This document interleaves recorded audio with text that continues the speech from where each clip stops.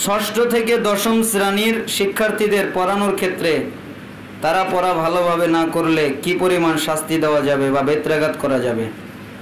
ষষ্ঠ থেকে দশম, আসলে শিক্ষার ক্ষেত্রে আদব কায়দা শেখানোর জন্য পিটা বৈধ, কিন্তু পিটবে খালি বাপ। কে পিটবে? সন্তানকে পিটবে কে?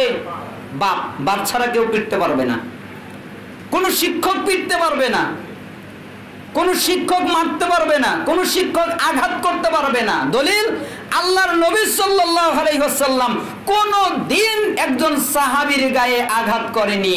তিনি শিক্ষক। আল্লাহর নবীর সাহাবীরা একজনও কোন দিন কোন তাবেঈকে মারধর করেননি শিক্ষার জন্য।